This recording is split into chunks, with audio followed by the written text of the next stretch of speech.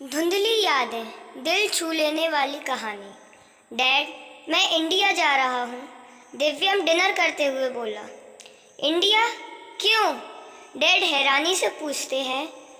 दोस्तों के साथ घूमने के लिए जा रहा हूँ, दिव्यम ने जवाब दिया। लेकिन यहाँ हमारे नए प्रोजेक्ट पर काम शुरू होने वाला है और अगले महीने तुम्हारी शादी भी तो है। डैड गुस्से से घुर्राए। ओहो डैड, मैं कौन सा इंडिया में बसने के लिए जा रहा हूँ। लेकिन डैड कुछ कहते इससे पहले ही दिव्यम उठकर वहाँ से चला गया। ब्रीफकेस में अपने कपड़ों के साथ अपनी कुछ धुंधली यादें लेकर दिव्यम इंडिया पहुँच गया।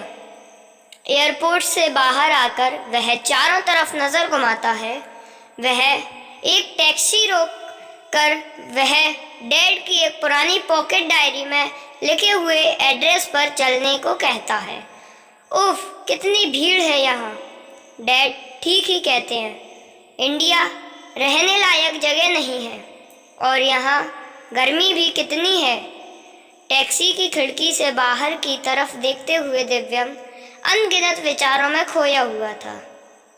अपने गंतव्य पर पहुंच गए बाबूजी, ड्राइवर बोला तो दिव्यम के विचारों की तंद्रा टूटी।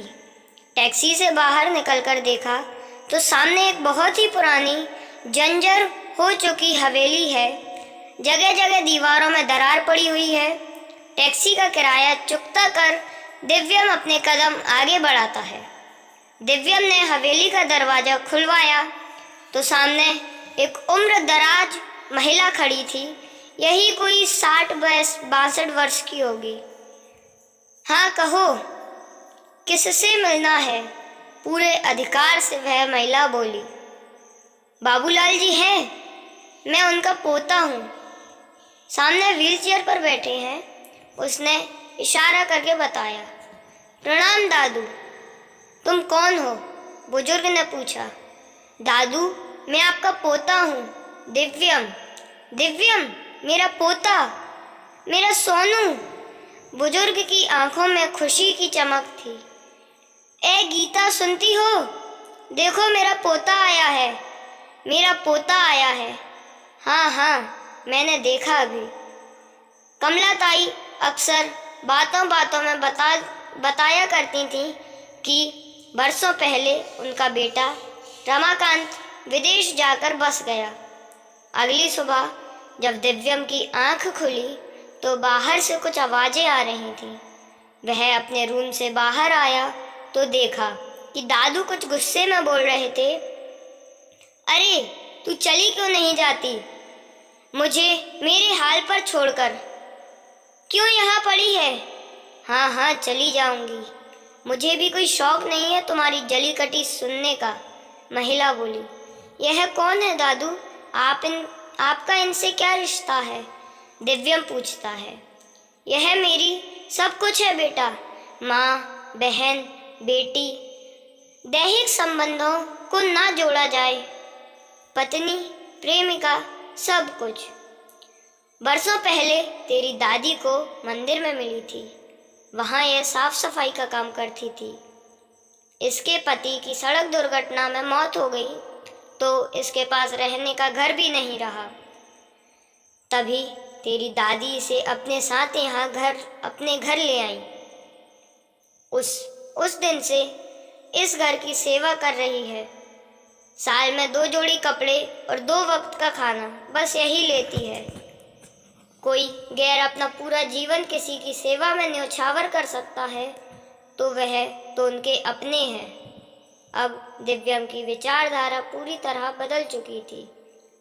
अब दिव्यम समझ चुका था कि कुछ रिश्ते जन्म के होते हैं और कुछ रिश्ते धर्म के होते हैं। जन्म के कुछ रिश्ते अपने होकर भी पराये होते हैं और कुछ रिश्ते पराये होकर भी अपने होते हैं। ऐसा ही एक अनोखा रिश्ता है दादू और गीता जी में। सच में भारत देश महान है, सारे जहां से अच्छा भारत देश है मेरा। अगले दिन दिव्यम के पास डैड का फ़ोन आया। हाँ, कहाँ कहाँ हो बेटा? कब आ रहे हो लौटकर? डैड, मैं वापस नहीं आ रहा, उसने जवाब दिया। क्या बकवास कर रहे हो? डैड गुस्से से चिल्लाए। हाँ डैड, मैं यहीं रहूँगा, और मेरी मानो तो आप भी यहाँ पर आ जाओ। इस धरती पर कहीं सुख है तो वो यहीं है, लेकिन तुम्हारी यहाँ ज़रूरत है। डैड गुस्से में बोले। उससे भी ज़्यादा मेरी यहाँ ज़रूरत है डैड। दादू को हम सब की ज़रूरत है, और अब मैं यहीं रहूँगा। बेटे की बातें सुनकर रमाकांत के हाथों से फ़ोन की पकड़ ढीली पड़ गई। उनकी आंखों के कोर गीले हो चुके थे। पास में खड़ी उनकी पत्नी पल्लू से अपनी सिसकी छुपाते हुए बोली, चलते हैं ना अपने देश, अपने घर। हाँ ठीक है, चलो तैयारी कर लो चलने की।